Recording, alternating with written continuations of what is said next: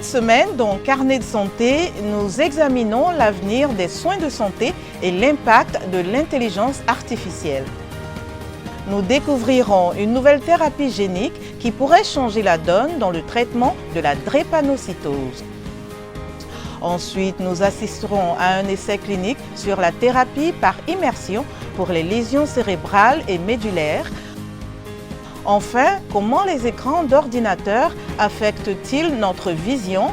C'est dans cette édition de Carnet de santé.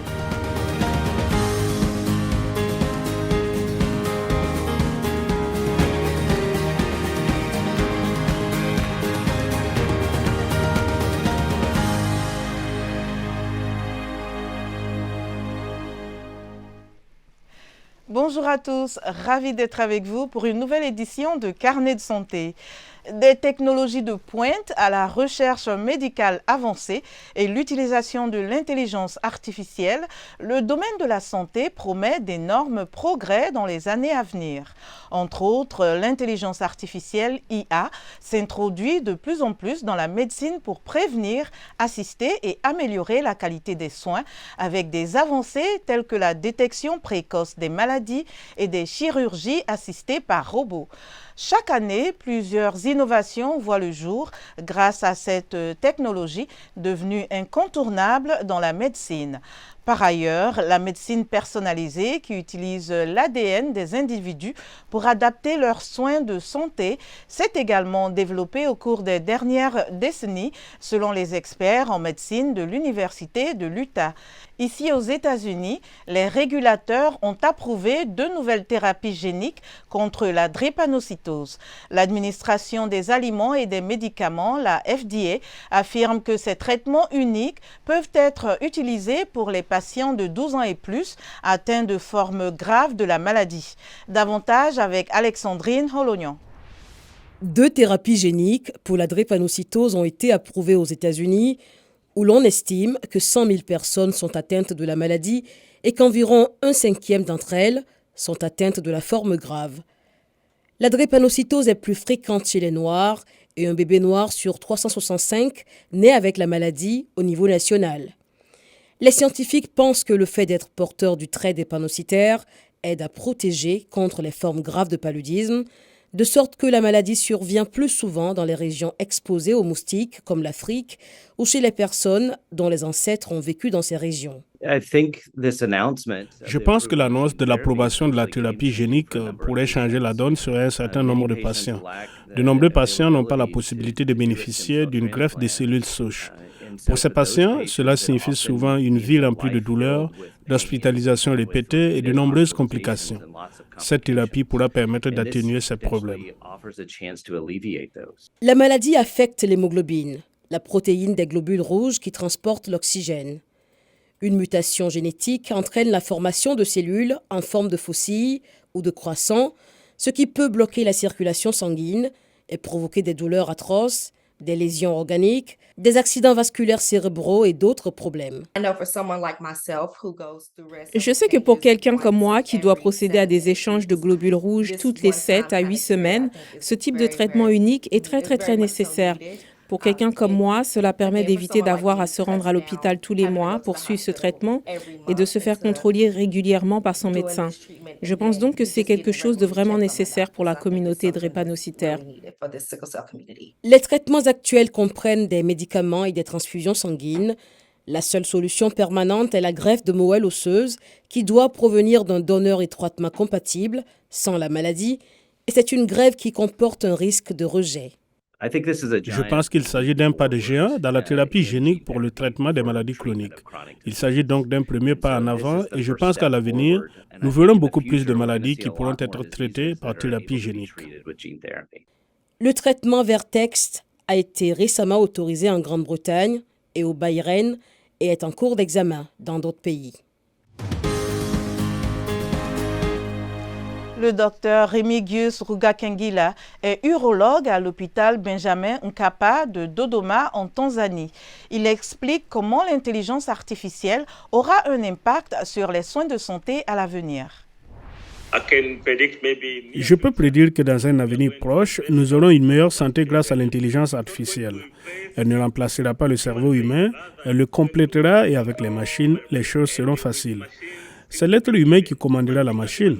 C'est nous qui allons calibrer les machines. Je ne m'inquiète donc pas pour les appareils. En fait, sans la machine, nous avons eu un problème. Oui, il y avait beaucoup d'erreurs, mais nous avons minimisé le nombre d'erreurs et nous pouvons dire que nous avons fait beaucoup de travail en un minimum de temps. Je peux dire que tout le monde, tout le système en bénéficie parce que pour un médecin, l'intelligence artificielle, c'est ça.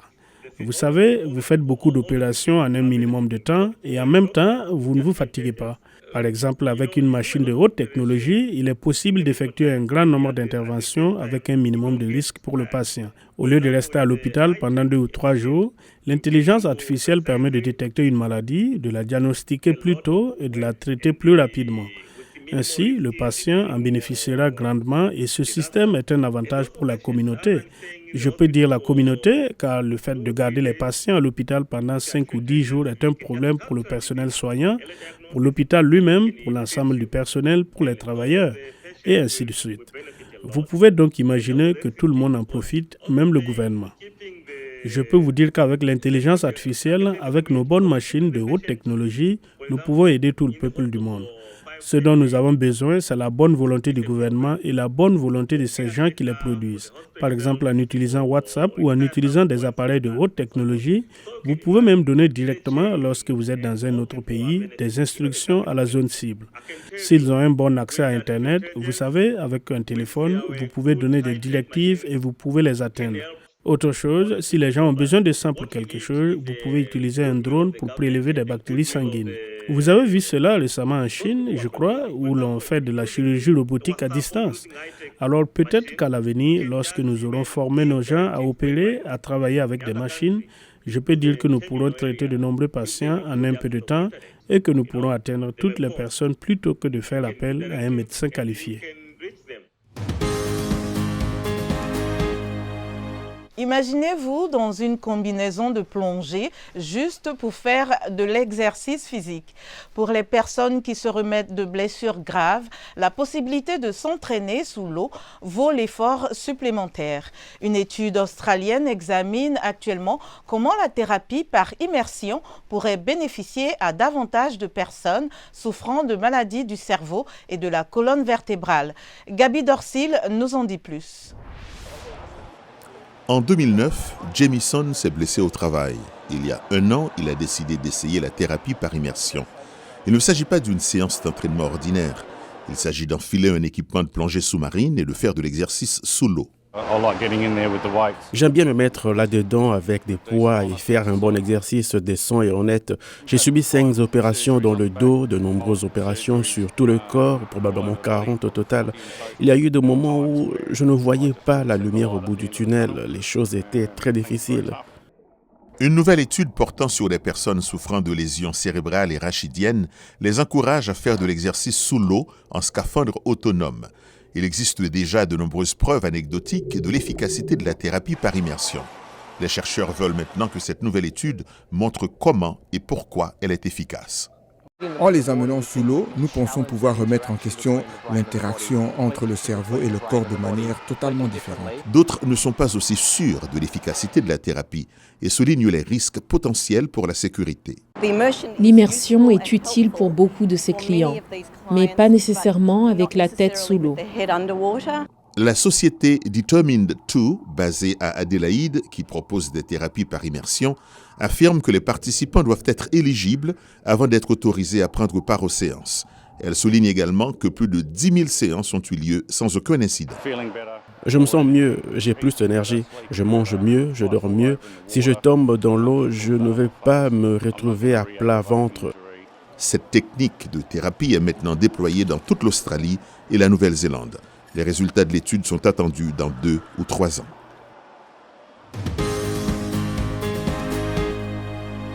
L'intelligence artificielle révolutionne la médecine, mais dans quelle mesure peut-il remplacer l'humain? Allons en Suède, où l'IA a été utilisée lors d'un essai clinique de dépistage du cancer du sein afin d'améliorer le diagnostic et de réduire la charge de travail des radiologues. Mais les chercheurs affirment que les résultats intermédiaires de l'étude, achevée en août, montrent que l'outil n'est pas encore prêt à remplacer la surveillance des radiologues. Jininiwa explique. L'université de Lund indique qu'environ 1 million de femmes sont convoquées chaque année en Suède pour un dépistage par mammographie. Les images des radiographies du sein sont ensuite examinées par 2 radiologues pour s'assurer que tout cancer éventuel a été repéré. Cette tâche prend beaucoup de temps. En moyenne, un radiologue peut lire environ 50 clichés par heure. Mais la technologie peut-elle contribuer à réduire cette charge de travail ? Des chercheurs du sud de la Suède évaluent l'effet des examens de dépistage assistés par l'intelligence artificielle. Il s'agit du premier essai randomisé comparant les 2 méthodes de diagnostic. Nous lisons d'abord l'examen de dépistage sans IA et notre avantage est que nous pouvons voir l'ensemble de l'image, nous pouvons comparer avec les antécédents, nous voyons le contexte clinique, puis lorsque nous sommes prêts, nous utilisons l'outil d'IA et nous pouvons alors voir les marques sur l'image. Les résultats provisoires de l'étude ont été publiés dans la revue médicale Lancet Oncologie au début du mois, mais les recherches se poursuivent. Dans le cadre de l'étude qui a porté sur plus de 80 000 femmes, les chercheurs ont utilisé un logiciel d'intelligence artificielle pour identifier les dépistages présentant un risque élevé de cancer du sein. Ici, l'IA a marqué une petite découverte dans l'image et cela nous oblige à vérifier et nous enlevons la marque du CAD. Nous pouvons voir ici qu'il s'agit d'une petite spéculation. Voici donc le rappel et nous avons fait une mammographie en 3D qui met en évidence cette tumeur spéculative ici. Après avoir lu l'examen de dépistage, nous utilisons l'IA. Il suffit d'appuyer sur un bouton et vous pouvez voir ici que l'IA a marqué un résultat sur l'image et il donne un score régional et 81 est un score élevé. Puis nous enlevons le marquage et nous analysons ceci ici. Et nous pouvons voir, en fait, ici, c'est une masse subtile spéculée qui est partiellement recouverte par un tissu dense. Les résultats de l'essai ont montré que le dépistage par mammographie assisté par l'IA permettait d'obtenir un taux de détection du cancer similaire à celui de la double lecture standard. La charge de travail des médecins s'en est trouvée réduite de près de moitié. La lecture des écrans a été réduite d'environ 44%. Je pense que c'est passionnant parce que nous manquons de médecins partout et en particulier de radiologues du sein. Nous disposons désormais d'un outil précieux pour réduire la charge du travail. Ce n'était pas mon objectif et je ne savais pas si nous allions en arriver là, mais il s'est avéré que la mise en place de l'IA a même permis d'améliorer la qualité. Les chercheurs suédois affirment que la prochaine étape consistera à étudier quels types de cancers ont été détectés avec et sans l'aide de l'IA. 100 000 femmes ont été enrôlées dans l'essai. Saviez-vous que la surutilisation des écrans peut avoir une multitude d'effets néfastes à long terme sur la santé de vos yeux ? Les experts affirment que lorsque vous utilisez des appareils numériques tels que des tablettes, des smartphones et des ordinateurs, vous pouvez développer des symptômes appelés fatigue oculaire numérique. Certains effets potentiels à long terme comprennent la fatigue et la tension oculaire, les maux de tête, la perturbation du sommeil et un risque accru de myopie, en particulier pendant l'enfance et l'adolescence. Les recommandations pour résoudre le problème comprennent faire une pause de 20 secondes toutes les 20 minutes. Avoir un éclairage adéquat lorsqu'on utilise un écran pour éviter de vous fatiguer les yeux, réduire la luminosité de l'écran et ajuster les paramètres de température, de couleur pour minimiser l'exposition à la lumière bleue. Enfin, faire des examens de la vue régulièrement pour surveiller votre santé oculaire et résoudre tout problème potentiel. Notre émission tire à sa fin. Pour plus d'informations et l'actualité, rendez-vous sur notre site web voaafrique.com. Vos questions et réactions sont toujours les bienvenues sur la page Facebook de VOA Afrique. Vous pouvez aussi me suivre sur X @LenorMoudou. Merci de votre fidélité à Carnet de santé. D'ici la semaine prochaine, portez-vous bien. À bientôt.